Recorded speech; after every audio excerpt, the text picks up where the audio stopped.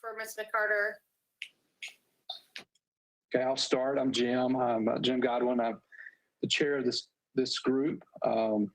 By day, I work with Truist, and I've been working with this group for about 3 or so years now. I'm not sure who wants to go next. I'll go next. I'm Dan Anthony. I'm a county appointee.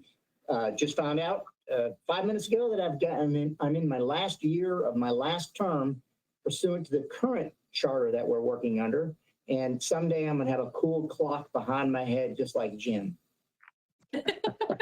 It's as close to a halo as I'm ever going to get.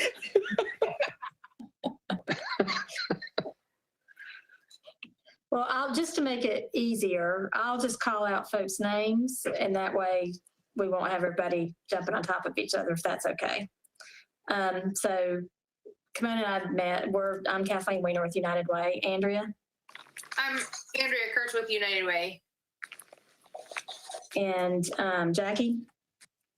I'm Jackie Hunt, and I have been a longtime consultant for the COC. So that's it. Alan? I'm Alan Hodges, and I'm a city appointee to the commission. Shane? Hello, Shane Atwood. I'm the social services appointee to the commission. Sharika? Sharika Floyd, City of Winston-Salem, COC Program Manager. Max? I'm Max Gulling. I chair the continuum of care here in the county and the city. And I don't know, I don't do a whole lot during the day. Debbie? Debbie Wilson with United Way. Susan? Sue Apt. I work at Wake Forest School of Medicine. And Kelly? Kelly Church. I'm with the Housing Authority of Winston-Salem. And Ron? I'm Ron Harrison. I've been with this board for about a number of years now, retired. And Kimona, you want to introduce yourself?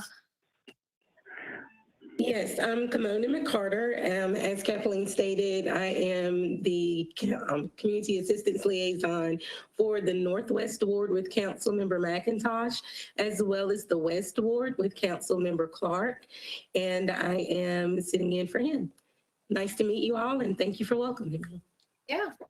Thanks for coming and joining us today.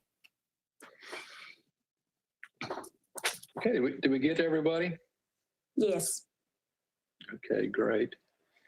All right, well, welcome, Jackie. Look forward to hearing from you, and Sharika, we look forward to hearing from you next meeting on the funding recommendations. So why don't we just go straight into the agenda? I know the minutes were included from the last meeting. They're pretty straightforward, pretty short. Hopefully you've had a chance to review those. If you're comfortable, I would ask for a motion to approve those. So moved. Thank you. And a second. Second. All right, great. Thank you. Any opposed? Okay. Well, Jackie, as it was said earlier, it's your show today, so we look forward to hearing what you've got to share with us on the governance charter review. So I'll turn it to you. Jackie, do you want me to share the screen with you? All right. I don't know if it's really. Your connection is off a little bit. I can see the screen on your end, and I also have it. Do you want me to give you Do you want me to just turn my video off? No. Should I turn my video off and just talk so there's not a delay? Yeah, Jackie, that'll help. Okay. Do you want me to give you presenter power so that you can control the screen? No, you don't need to do that. I'll let you control it. You have very capable hands. And I'm on an iPad and sharing, I think, our bandwidth with high school students. So with that said, I don't know if this is really my show, but I am trying to facilitate the process of reviewing our governance charter. I sort of stepped in at the end of last year Max has, as the operating cabinet chair, been wanting to make sure that we go through this annual review process. And since we didn't have a continuum of care grant application process in 2020, it afforded me some extra time to consult in different areas for the COC. And I think Andrea was going to kind of provide a little bit of history of when the charter was originally formed back in 2014. So Andrea, if you want to say a couple quick sentences about that, and then we'll kind of proceed ahead with our task. Yeah, so a very quick history lesson in the organization of the continuum of care. It was actually in the mid-1980s, the mayor had put together a task force. And in 1986, out of the recommendations of those task forces, the community created something called the Homeless Council. And that was really the predecessor to this group that we're looking at the governance charter for today. So the Homeless Council operated from 2006 until 2013-ish. HUD came down and said that they wanted all continuum of cares to have a formal governance charter. So we began a process of looking at how do we take the system that we have that's been working for many years and formalize it into a governance body. And that's really the root of where this charter came from, is we took what we had that had been working and morphed it into a formal governance structure over this continuum of care.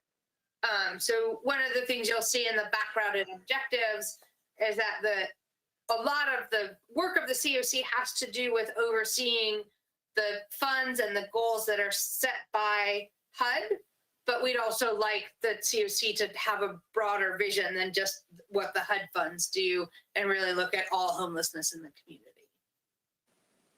So I don't know if folks have more questions about sort of the background of how we got this document. And I think you can see from, if you've looked at the original charter, and I can't remember what all was attached to this one, when the original charter was created, it was created in partnership between this commission and what was then the Homeless Council. This charter actually joined those two bodies into one organization. And then it was adopted by all the members of the continuum of care and the city and the county as a governance charter, then creating this organization. So Jackie, I'll turn it back over to you. Thank you. That was very good. I appreciate it. So, I think y'all all received this governor's charter. Hopefully, everyone has had some time to kind of go through it, but I'll just let you know what has happened up to this point of you receiving the document.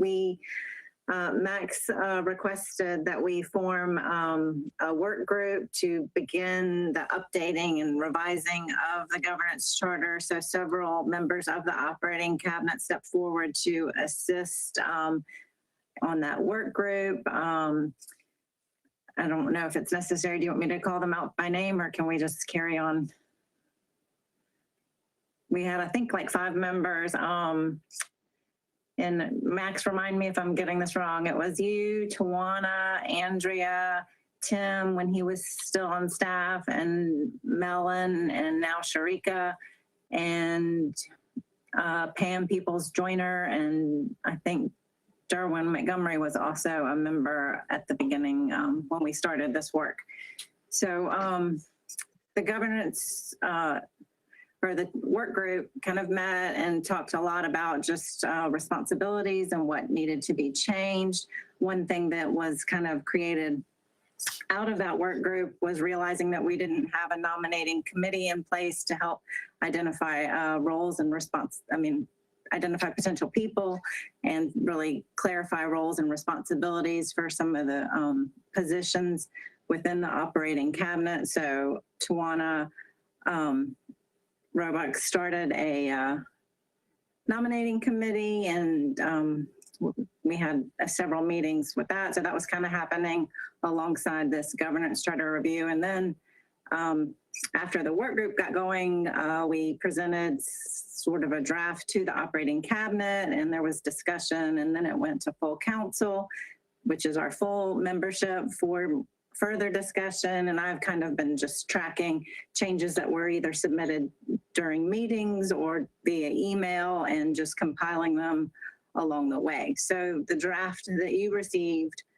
I guess about a week ago, reflects that entire process. So a lot of people have had an opportunity to look at it and offer suggestions for improvement. Max has been a wonderful editor as well. So here we are today. And I think really when we go through this, I thought there were three main areas that the governing commission could weigh in on. One had to do with how you want to define a quorum. The second one has to do with how we, the language around the process associated with this update and review process, because it's right now a little cumbersome. It goes through a lot of steps, and then HUD really requests that COCs do an annual review and update it if necessary. But what we need to make sure we prevent from happening is that the update process takes 6 months, and then there we are again, ready to do another round. So that would be something that I'd like to talk about with you today and get feedback from the group. And then the third thing was Andrea and I have had a conversation about making sure that we are really clear on clarifying the role of the homeless caucus and the membership of persons with lived experience. So there's been a few suggestions that haven't been incorporated into the current document that you see on that issue. But anyhow, if I kind of will pause for a minute, and if you're ready to sort of dive into those topics, great. Or if you want to take it in a different direction, I'm kind of here to collect your input and guidance at this point. So Jackie, I guess you'll start at the beginning and sort of walk through this, and then we'll address each question as it comes up in the body of the charter. Sure, if that's what you think is necessary. I think Andrea's tried to help address some of the issues, and some of them are probably more technical. And I don't think y'all have the version with my tracked comments and questions as a sort of the main author. But basically, the charter starts out just reviewing the purpose of it and defining all of the things associated with sort of the HUD language and what comes out of the Hearth Act. I mean, and so much of what you see is just sort of updating and clarifying. And that's a lot of what is in this document, is updating the language and clarifying responsibilities and who's who, because it kind of got lost. Before you scroll down, you had a question at the top about the date.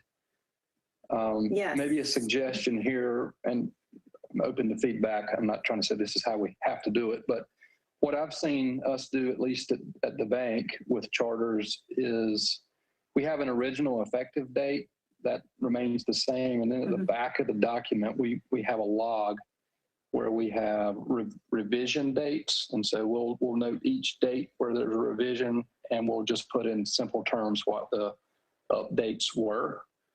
And so I don't know if that's an easy thing to do based on the changes you've made, but that's just a suggestion. That way you see when it started, when it's been revised, and what those revisions were. Yeah, and right. And being that I've never... Andrea also put in the chat, just to add to the last sentence, amended on, whatever the date is. So kind of along the same lines as what Jim said. Right. And I have a placeholder sentence at the end of the document that says last review, amendment, and approval by. I don't know. I'm not trained to write charters. So if there's a copy that somebody wants to send to me, that's a great format. I'll be happy to follow that. And I guess I'd love for your group to decide whether or not you want a summary of such changes at the end, or just the date itself at which it was updated. Yeah, if you've got a track change version that you're saving, just so that it can be seen, if somebody wants to come behind and look, that's probably sufficient from my view. I'm not sure what others may think. I would agree that as long as we have saved and in the records, the track changes version, you can also see the changes between the original and this one by putting them side by side, if people want to see it. So I don't think we need to document in this document all the changes that happened. And I think, Jackie, I've seen charters done both ways, where it's just at the beginning, it says this is the effective date and we amended it on these dates, or I've seen it at the end just saying, these are the revision dates. Yeah, either way is fine, as long as it tracks, it was revised on X date. Yeah, and I love to follow formalities. So if anyone has something that they know is vetted, feel free to send it to me. I can learn from that.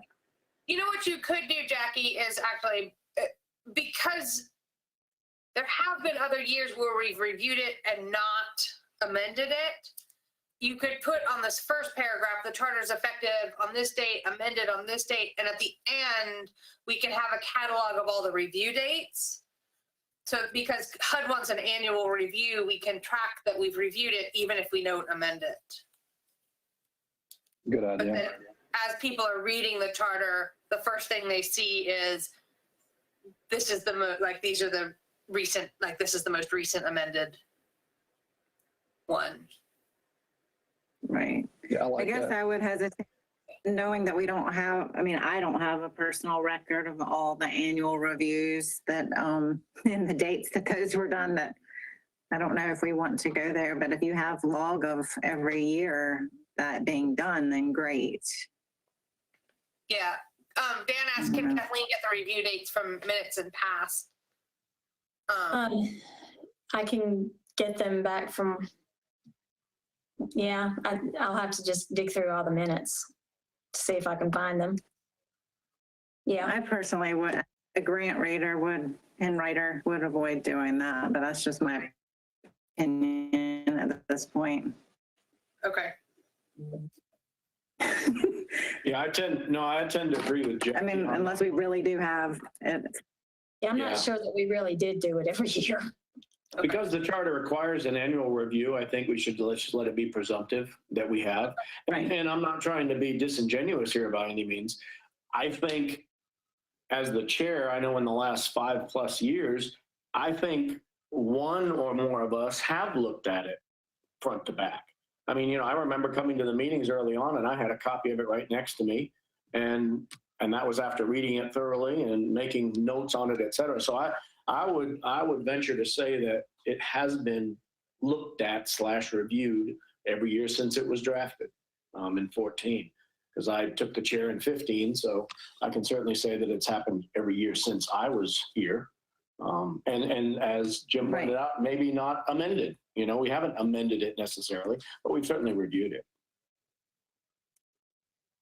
And I think that takes us to the sort of, maybe we should just go straight there to the amendment process question. And what does that look like, so that we, whether it's the chair reviewing the document annually and soliciting input from the operating cabinet of whether or not there's any changes. What is our process so that we can state that clearly in this document? And I think that, Kathleen, I'm trying to remember what page it's on. If you want to jump ahead, you can just, I don't know. I'm trying to remember what page it's on.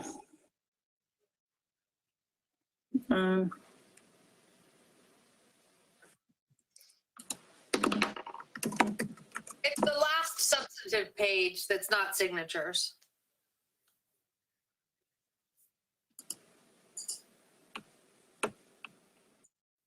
You would think I have this memorized by now, but I don't. Andrew, did you have an actual page number? No, I just happen to know it's the last substantive page. My guess is it's going to be 16. I don't have the signatures. Section 9 starts on my copy at the bottom of page 15. You're breaking up a little bit. Okay, here's page Section 9. There you go.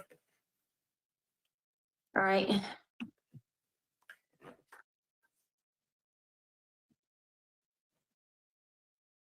So right now is the current stated process, which is kind of vague. Yeah, it's very vague. I think, I mean, for me, like I would, shall be reviewed annually by whom. And then do we want to continue for this to go through the operating cabinet, or is this, is there something different in how we engage city and council in the amendment process? I mean, city and county in the amendment process is also important. So this is where I kind of want y'all to make some decisions about what you think is best for the COC. Jackie, I saw that you included the language that I recommended in the last email that you sent out, or that Kathleen sent out. And it's my belief that whatever process we choose to adopt, that it follows a similar pattern of everything else that we do. And that's kind of what I said in that little paragraph I sent you. In other words, funding stuff, comes through the city or whomever. It goes to the grants panel, it goes to the operating cabinet, it goes to government's commission, goes to the city. So, however we choose to do that, it would be a lot easier if it followed essentially the same process. My opinion. Yeah, for consistency. Yeah. So Max, following that process, in paragraph A, where it says the governance charter shall be reviewed annually and any recommendations, that review would be done by the operating cabinet, but the final approval would come from the commission? Absolutely. Okay. Yeah. And again, as Jackie said, and I think, again, I put it in this little blurb that I did.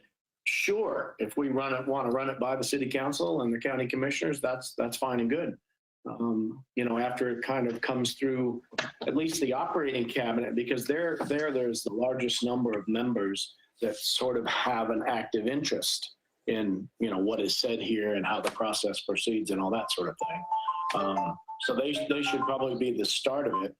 And then if we want to keep those folks involved, that's great and good. And then maybe the last step be the governance commission for the approval. I think might work.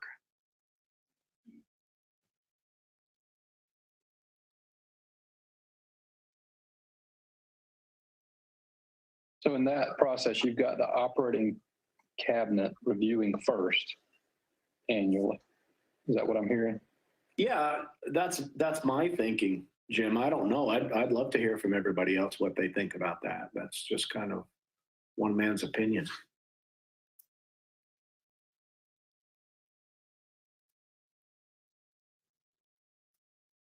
What do you think, Andrea? Is that okay?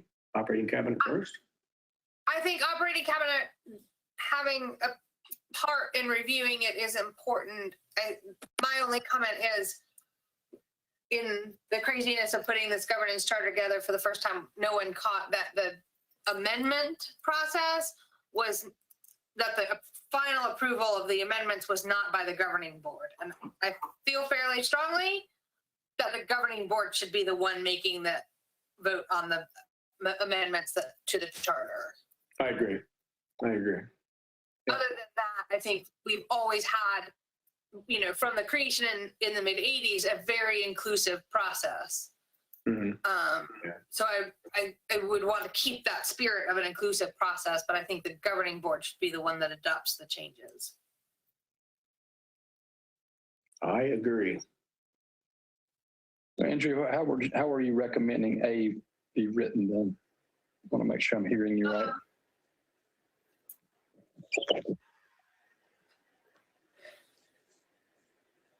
So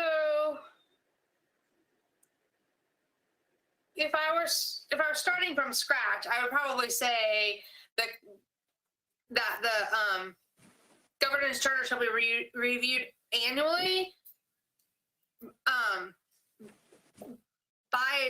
and the process shall be overseen by a joint committee of the operating cabinet and the commission. And let that committee then determine the process for the evaluation.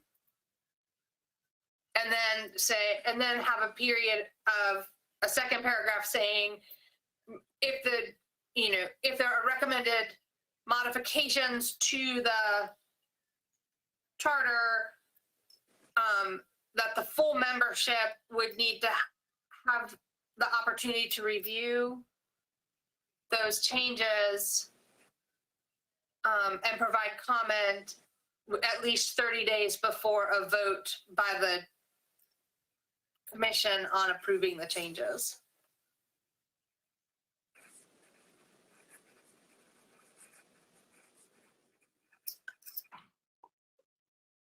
Yeah, I think I like that, Andrea, except for maybe the joint committee idea. I don't know if that'd be too cumbersome for things. I don't know. I mean, you're right. I want both bodies or all three bodies involved, surely. But it's just sort of the logistical question of how best without. Right. I guess I worry about time.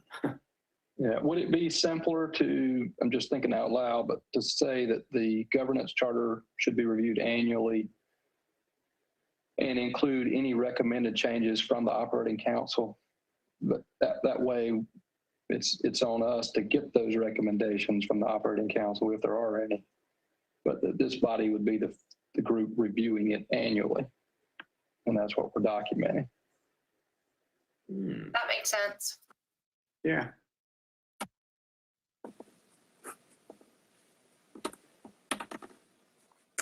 And I'm just recording notes. I think that makes sense and gives somebody responsibility for making sure that it happens. So we're changing that. We're saying that the commission is going to review it annually and get input from the operating cabinet. That's what I was saying. But again, that's just a thought.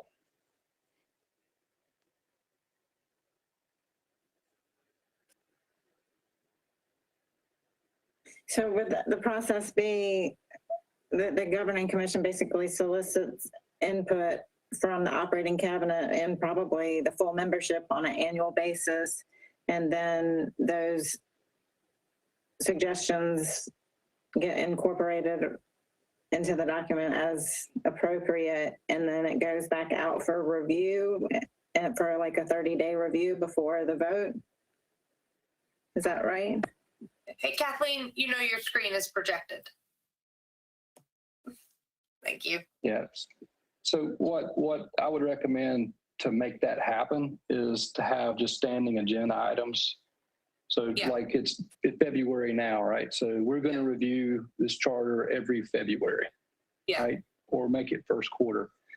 And so you back up from that, and so you ask that the operating cabinet review and make any recommendations prior to that, right, to give enough time for the recommendations to come up.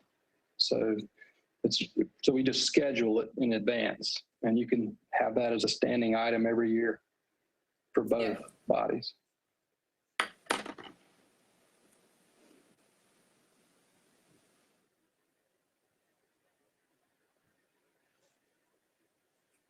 Okay, that works for me. Are you comfortable with me typing this language up, and do you want to re-review it? This is where the process kind of is uncertain to me. Like if I collect all these changes, who do they need to go back to before they go to the next person, the next group? This is where it gets tricky. Yeah, I think this group will be the final approving body, if that's what I'm understanding. Is that right, Andrea? That's what we're saying? Mm-hmm. Yes. And so what we could do is we can track all the changes. We get the final draft, and we can send that back to the operating cabinet, have them review it, give any additional feedback. You could even get their vote if you want, and then you could send it back out to this body for final approval. And we could do that electronically. Yeah. Okay. Great. And so do we want to include a vote by the operating cabinet so that that is not a significant change? I don't think I would include it in this document because we're Okay. saying we want their input recommendations, but it's this group that's approving the changes to the charter. Okay. So the B, I would change, because it says the operating cabinet members, 2/3 of operating cabinet members present. So this sort of goes to your quorum question that you were going to get to. Right. What do we need in order to approve and approve amendments to the charter?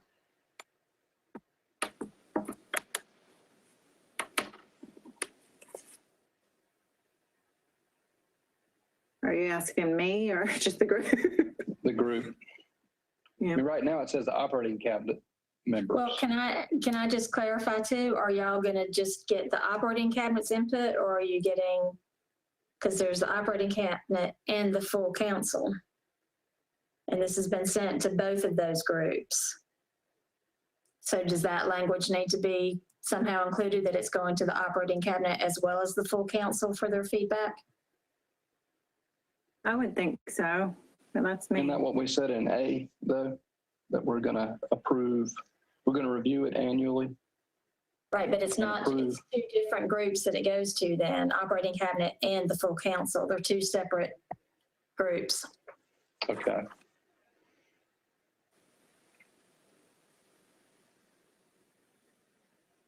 Or are we adopting the language that the full membership includes operating cabinet and the full council?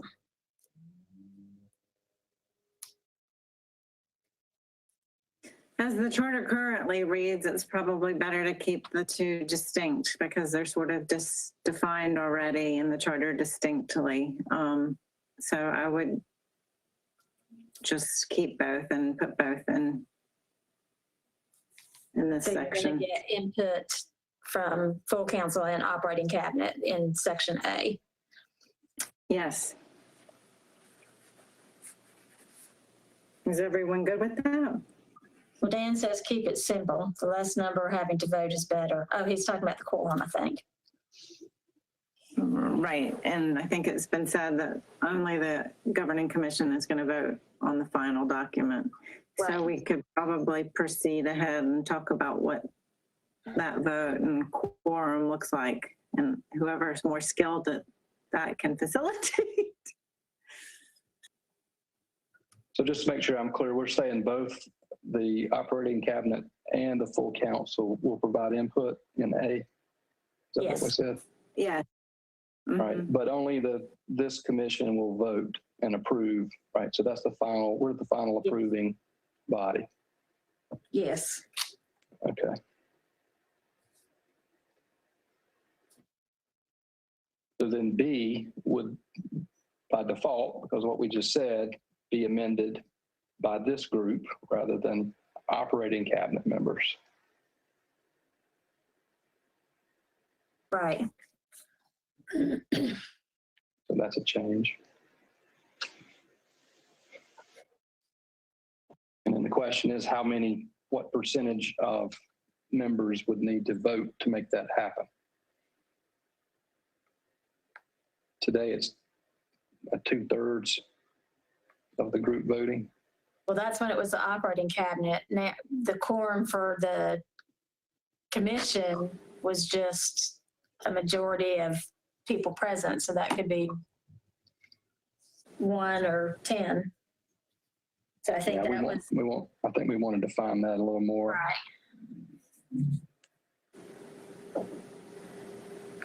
And that's on page 6.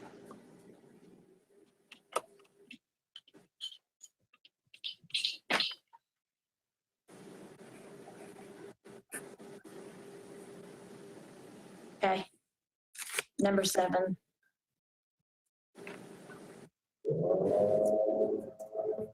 Yeah, I think what's more typical is at least 50% of the members are present to have a quorum.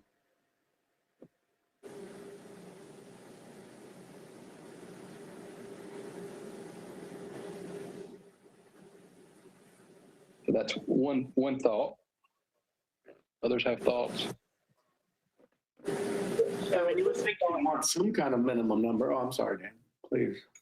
My comment was going to make that, if you have 50% constituted quorum and then you have a 50% vote, potentially 25% of your body can be approving, amendments to the charter. I'd rather say that 50% of our membership it would take to approve. So rather than just a quorum, you not only need it for a quorum, but 50% then need to approve of it. So if you don't have unanimity at a bare quorum meeting, you couldn't get approval. That's just a comment to me that I would think with this quorum plus the percentage necessary to approve. That makes sense? Yeah, I like that. So you could define a quorum as 50%. So you could have the meeting and you could vote with 50% or more. But in order to pass something with that quorum, you would need 50% of the eligible voting members to vote to pass, to approve something. Correct. Yeah. So that's got to be worded in a clever, not a clever way, but a clear way that it's not 50% of your quorum and it's 50% of your membership. Right. And amend the charter. Right.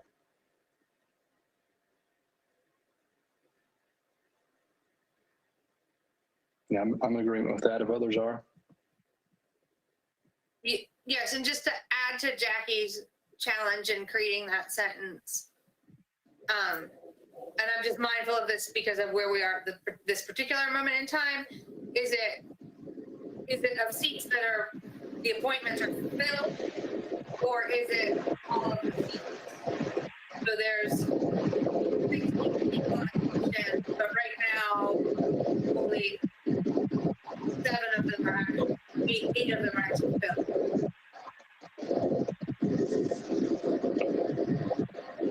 Yeah, I think we need to assume we've got a full complement of members. So if we have vacancies, we need to get those full. Yeah. So we would count those vacancies as eligible votes. So we just need to get those seats filled.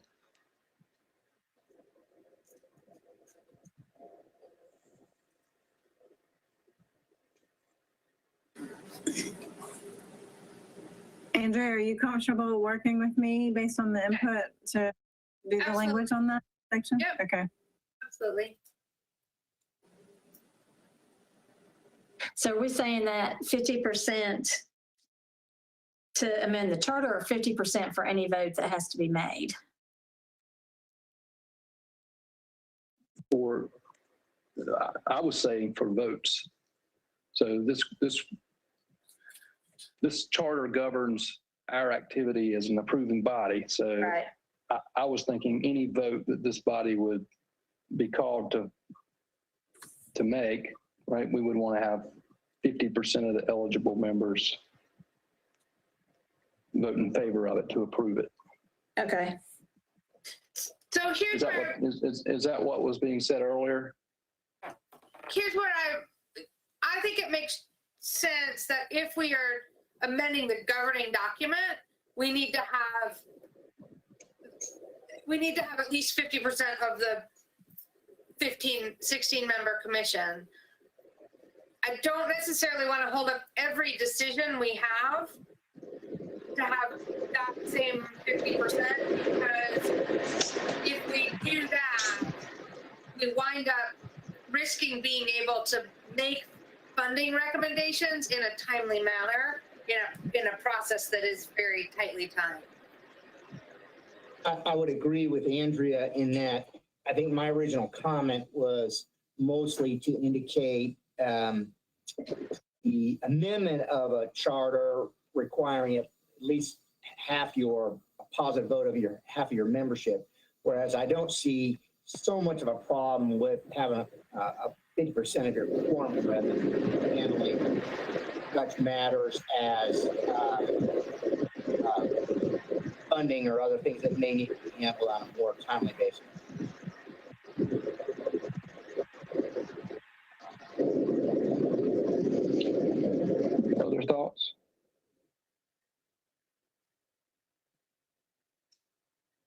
Yeah, I think Andrea, in the beginning, when I remember first reading it and talking to you and Tim about this, we wanted to leave the maximum amount of flexibility possible.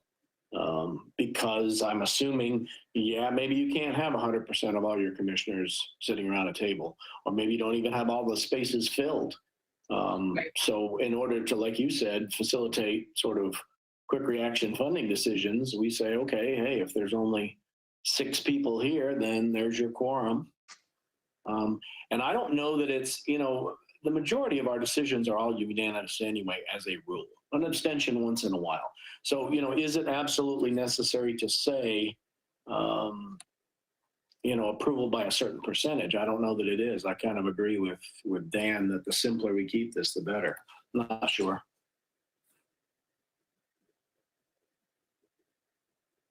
I just think about that last fun time we had with the CARES funding, where everything had to happen within a week. Not everybody can make all those meetings, and, we still want to make sure that the funding gets to the agencies that can use them the best.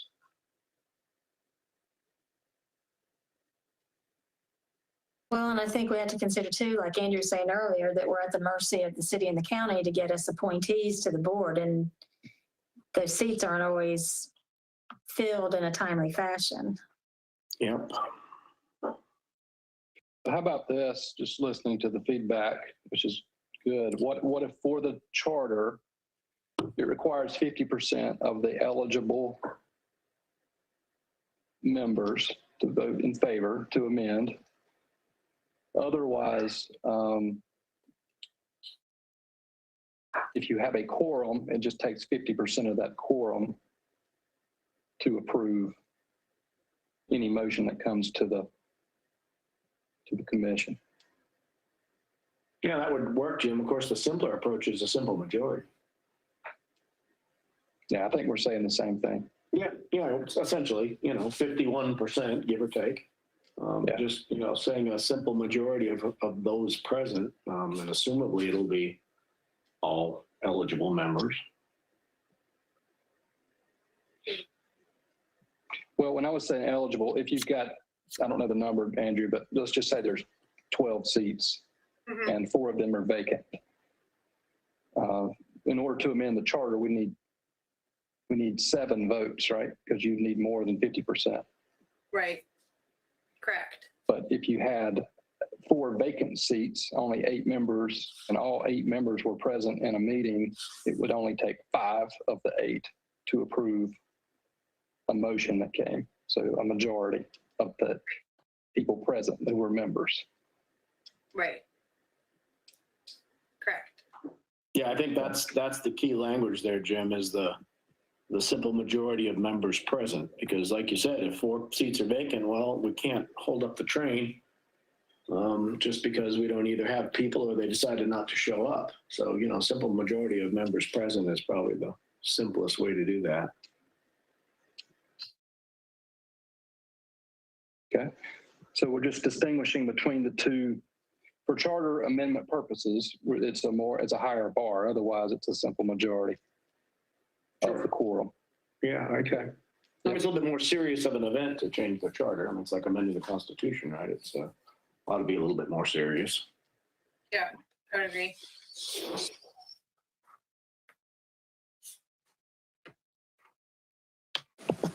Just for a point of, I guess, technicality, where we define the quorum on page 6, is that, and then section 8 is sufficient as it is written now about voting? Does it need to have a statement? Can you pull it back up, Jack? I see it on. That's what's up. Is there another section that I'm? No, you're in the right place. Section 7 is the definition of a quorum, and then section 8 is about voting. Does there need to be a sentence in there with the exception of voting on a charter amendment? Or is it, I don't know how these documents. I don't think it needs to be, because it is in the section that is very specifically about amending the charter. Like the process of amending the charter has its own gravity and section. Okay, that's great. That's all I needed to know. And, okay, I'm just gonna peek at comments. I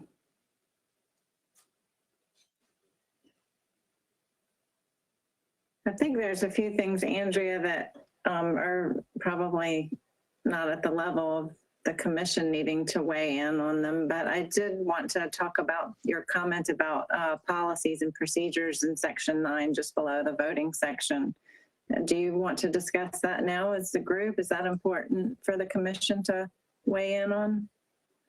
Do you want to, you said, does the commission approve like CIC and FRIC policies?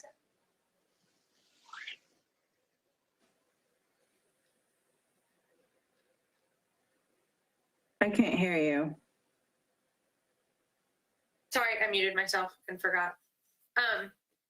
Right now, the operating cabinet is approving all of the policies that govern cross COC, policies that affect the entire COC.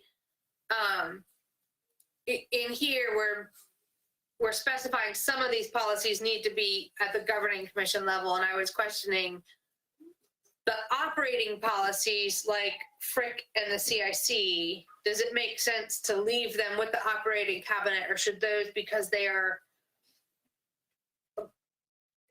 affecting the entire COC, should those be at the governing level?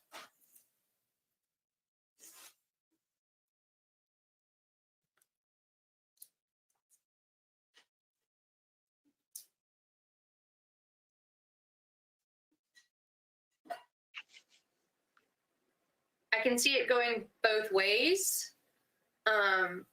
The CIC policies, actually more than the FRIC policies, seem to be governance focused because it has to do with priorities of the COC and how we are distributing resources to people. Whereas FRIC is much more operational, focused on, we have this program that has certain priorities. How is it working?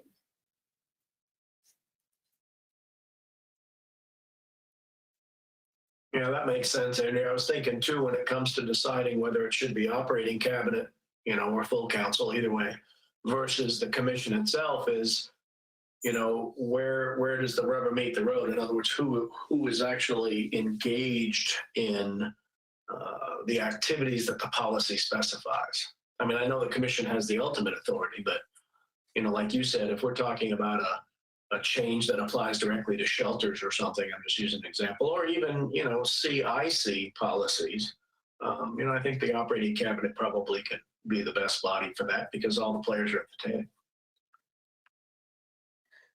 Well, so just to play devil's advocate, is that then the best body because everybody at the table is self-interested, as opposed to the body that is governing us that's supposed to be not self-interested?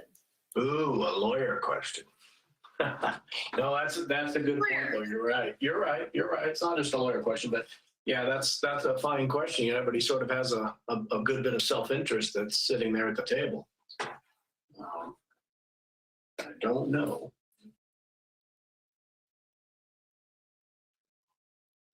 That's kind of a tough question to answer. Andrew, I want to know what section you're looking at. Point me to the section that's your question. Section 9, policies and procedures. The governing commission shall create and adopt such policies which are necessary to effectuate the governance, operation, and management of the COC.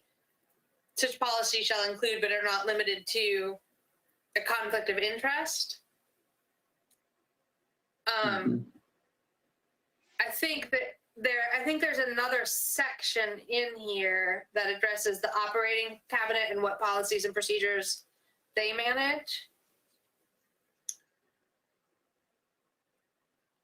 But when in the process of reviewing this, one of the things that occurred to me was the governing board sets the overall goals and priorities of the continuum of care, but then there are certain policies that we've delegated to the operating cabinet that play very close and tightly to those the direction that the board sets? And do we want that to continue to rest with the operating cabinet, or should those things better be decided by the governing board?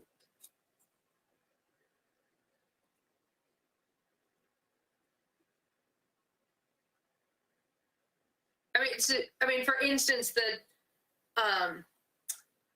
so we had set the prioritization for who gets access to supportive housing resources through the CIC policies, and then the operating cabinet amended it in March or April, and that has pretty significantly impacted the flow of people through our system, and who's being served, and what one of our goals is to end chronic homelessness. Well, when chronic homelessness is no longer the top priority for assigning supportive housing resources, what the impact of that has been is that our numbers of chronically homeless are skyrocketing.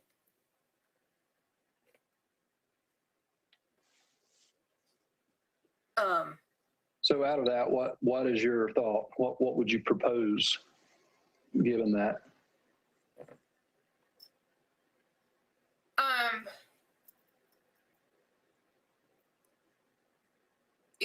To me, it makes sense that the governing commission makes the final decisions on policies that impact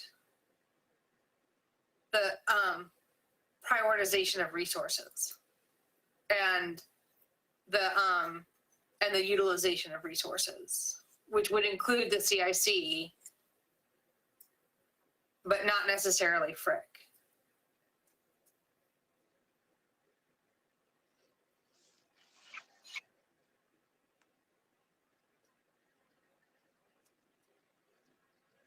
And I thought I heard others agreeing with that.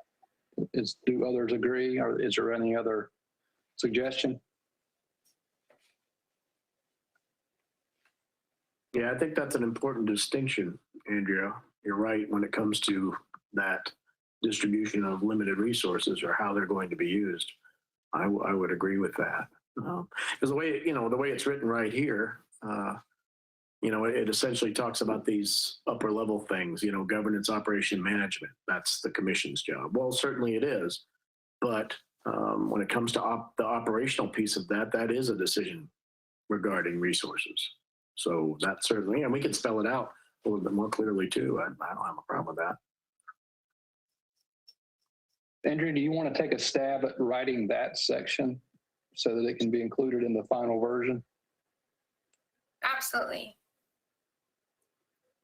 And will that necessitate a change on section or on page 12 as well, under the operating cabinet's responsibilities? You want me to go to 12? Yeah.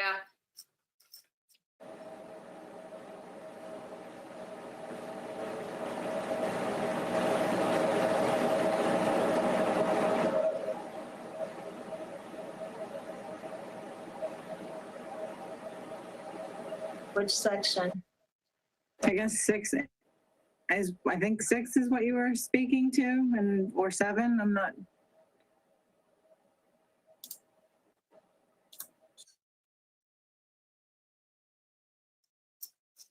I'm reading it right now.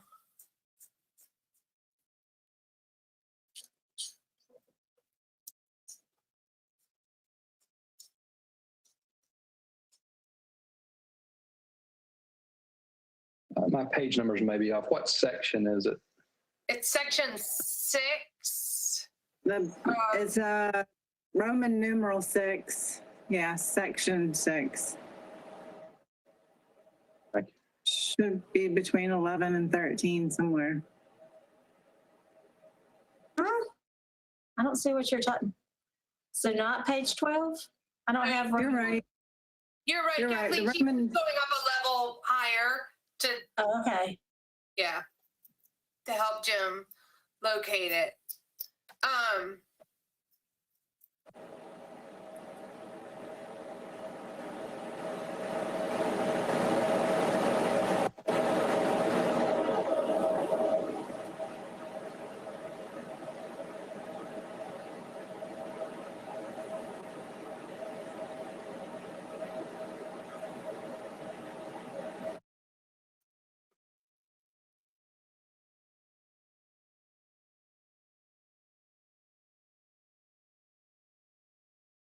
So I think this is where I would see the differentiation is that the operating cabinet,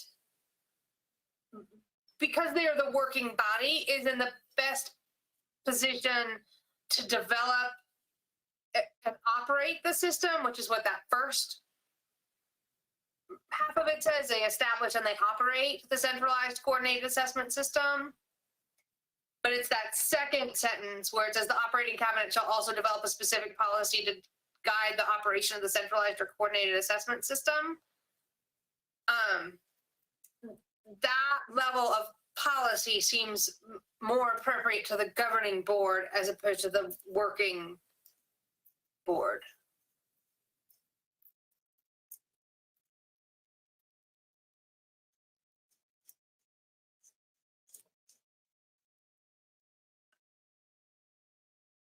So you'd propose changing operating cabinet to, The commission in that second Commission. sentence. okay.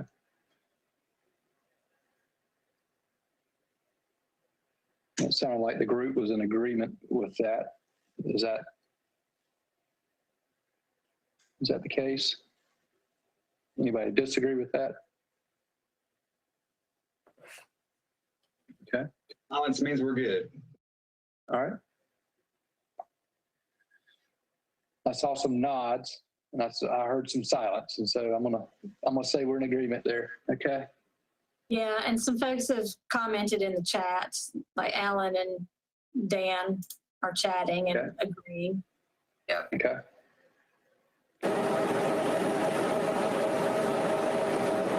Andrea, can you think of anything else that you thought we should discuss in today's meeting related to this document?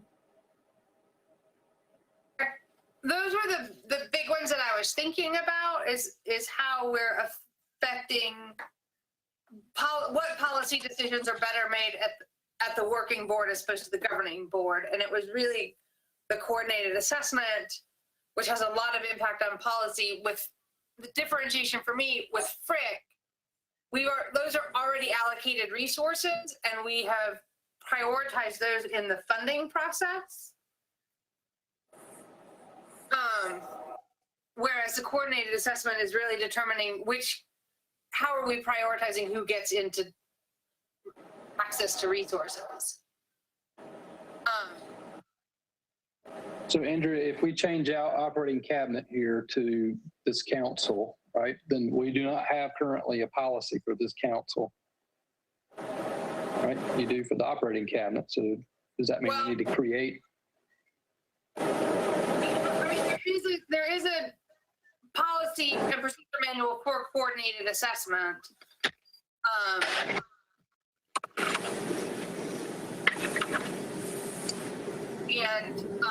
And again, this is, staying true to who we have always been, which is an incredibly open and collaborative body.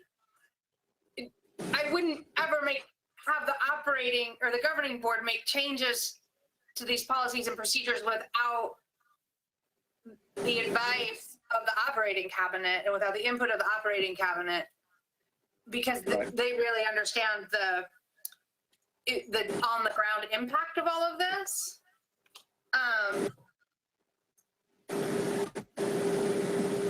But having the governing board make those final vote on the policies allows a disinterested group of people to make that determination. So where it says the operating cabinet shall also develop, they'll still develop the policy. It's just they're going to bring it to this group. Okay, for approval. Yeah. Gotcha.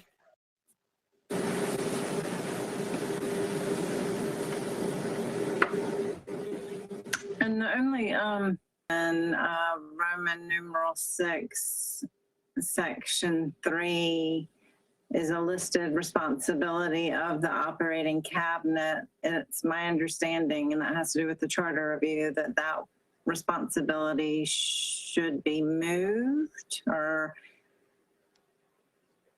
at least stay there because it's at the request of the governing commission, the operating cabinet, along with the collaborative applicant and the HMIS lead, which is the city, in this document. I mean, maybe, I don't know if that can remain there, but Andrea, maybe you and I can circle back and double check Yeah. that responsibilities are really clear and consistent throughout. Commission that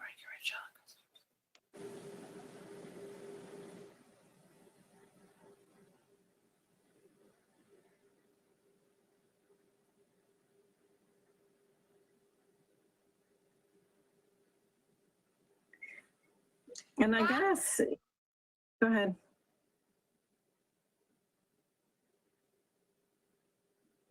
It seems like that's section 6, section 3, the charter review. Mm-hmm. Probably go in that section 9 that's all about the charter. Okay. I would agree. I agree with that.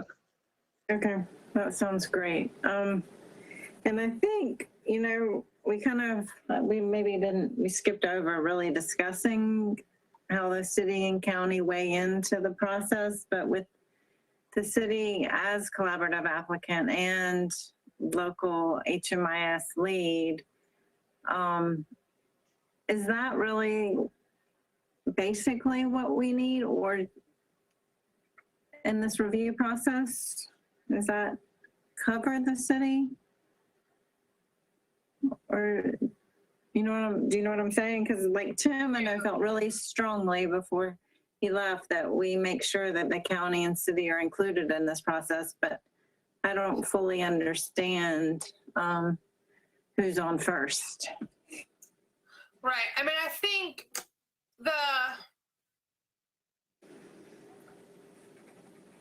both the city and the county have representation throughout the structure in various ways.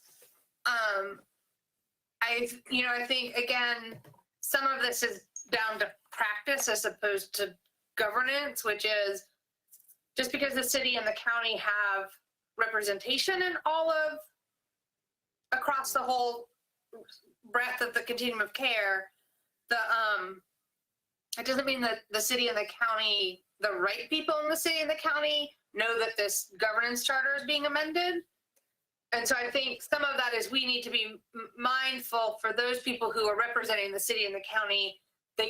We need to make sure that they are supported and that they have the time to make sure that inside their whole body that they're representing, that they have the time to communicate to all the people and places in their organizations that need to see it. If that makes sense. So I should just simply include the city and county in that final 30-day review process before it goes to vote. Okay. Yeah. Got it. I can do that. Okay. Well, I don't know about you guys.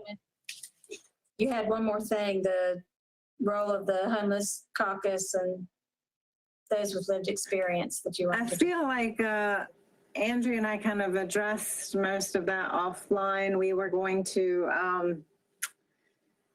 suggest, let's see, under the at-large operating cabinet members, item 10 is currently written as 2 persons with lived experience as a seat on the operating cabinet.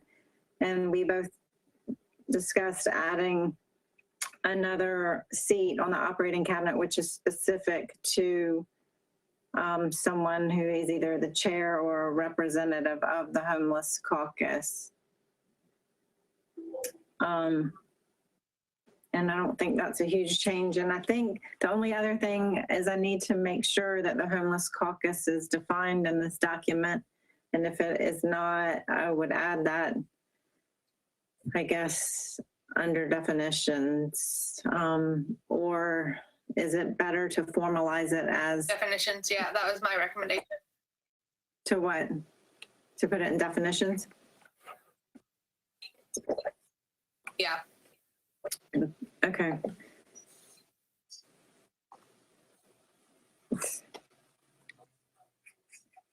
So I think, I mean, unless others have input or things that we've overlooked, I feel like I'm in a place where maybe, and if y'all are comfortable, I can handle the final corrections with Andrea, and then a draft goes back to the commission for just a quick review before it is sent. Is that right? Or no? Okay. Goes back to the operating cabinet, and then it comes back here for final approval. I Okay. don't know that that's necessary. I don't think the operating cabinet, I mean, unless, what do you think, Aaron? Do you think we need to discuss these changes? Some of them are kind of substantive in terms of the responsibilities we may. But, It has to go to the operating cabinet under the current charter. okay, Right, there's under another the 2 months. Right, under the current charter, the operating cabinet votes on the changes. And one of the changes we're recommending is that shift. So will this be ready to go to them at the next meeting on the 16th? I think the draft will be circulated, but I'm not sure that it will, I'm not sure if we're allowed to vote on it or not, are we? If it goes out 10 days in advance of the meeting? Right, so it'd have to go out by the 6th for it to be voted on. Because this would be my recommendation, because there are 6 substantive recommendations coming from the commission to the operating cabinet that is changing some of the power dynamics between the two groups, that we give it to the operating cabinet with the plan to vote on it in March. So that, but be very clear, like, you are getting this draft. This is the draft we're looking at. Have the February meeting as an opportunity for them to comment on it, but the vote, just notify everybody that the vote will take place at the March meeting. Yeah, by that. That seems right. I agree. Maybe it would be helpful, Andrea, if we could get the final draft for this Yeah. group to review, give you any feedback ahead of it going back to the operating cabinet. We just give you any feedback based on what we've said today. That way you've got the benefit of that. And then once they approve, it comes back here and we formally approve. It should be a pretty short process after that, but it would be March. March going to the operating cabinet, and then either March or April coming back here. Yeah, so it would be, if it has to be voted on in March by the operating cabinet, it'll come back to y'all in April for final, I would say. Yeah. But Jackie, you can shoot that back by me if you want another quick edit. I mean, we're not making any real big changes, but just, I can always read it as if I was a 5th grader or something, and that way I can make sure that it makes sense to everybody. Okay, thank you. I'm good at that. I'm telling you. You know, I'm an expert at reading like a 5th grader. Max, if a 5th grader can understand a governing charter, God bless him. Ah, come on. Come on. You surprised. These kids are pretty advanced.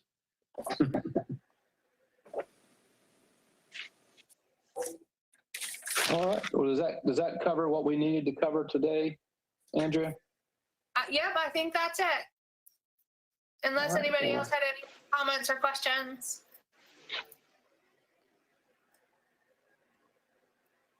Appreciate everybody's input. Yes, thank you very much. Thanks, Jim. Yep, and thank you, Jackie, for all of your really hard work on this. It has been like herding cats, I know, but I appreciate all the work you've done. Yes. Okay, guys. Well, if there's nothing else, I hope everybody has a good rest of the day, and we'll talk again soon. Excellent, and we'll see you Okay, all in thanks, Jim. March. Yep. All right. Good week. Bye-bye. Bye, everybody. Bye-bye.